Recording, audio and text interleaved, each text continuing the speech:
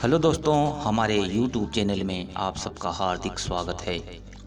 रामायण में आपने देखा होगा, रावण की कैद में माता सीता लंका के अशोक वाटिका में जिस वृक्ष के नीचे बैठी थी, वहां जब भी रावण जाता था तब सीता माता अपने हाथ में एक तिनका उठा लेती थी। इसका क्या कारण था? आखिर रावण उस घास के तिनके से क्यों डरता था? आइए जानते हैं इस रहस्य के बारे में। दोस्तों, आपसे गुजारिश है कि अगर आपने हमारे चैनल को सब्सक्राइब नहीं किया तो जरूर करें, जिससे हम आपके लिए ऐसे ही और वीडियो लाते रहेंगे। चलिए जानते हैं इस रहस्य के बारे में। जब रावण सीता माँ का हरण करके लाया था, तब सीता जी लंका की अशोक वाटिका में एक वट वृक्ष के नीचे बैठी चिंतन करती थी और रावण बार बार आकर सीता जी को धमकाता और डराता था, पर सीता जी कुछ भी नहीं बोलती थी। वे अपने हाथ में एक घास का तिनका उठा लेती थी और चुपचाप सुनती थी। एक बार तो रावण ने भगवान श्री राम के रूप में भी सीता जी के सामने आया और माता सीता को भ्रमित करने की कोशिश की, लेकिन रावण असफल रहा। फिर रावण थक हार कर जब अपने शयन कक्ष में गया तो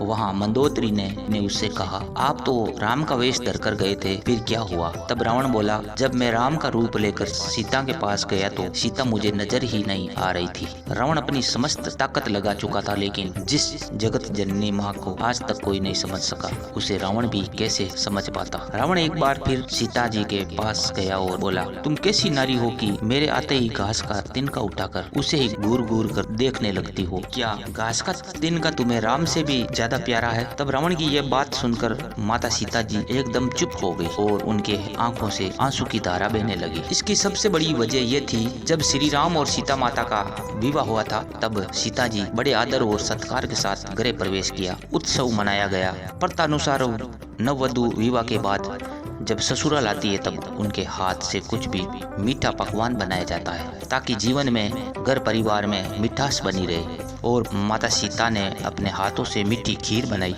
और पूरे परिवार, राजा दशरथ जी और तीनों रानियों एवं चारों भाइयों और ऋषि संत भी भोजन पर आमंत्रित थे। माता सीता ने सबको खीर परोसना शुरू किया और जैसे ही वे लोग भोजन खाना शुरू किए थे, तब अचानक जोर से एक हवा का झोंका आया और सीता जी ने ये सब देखा और दशरथ जी की खीर में एक छोटा सा घास का तिनका आ गिरा। लेकिन अब खीर में हाथ कौन डाले?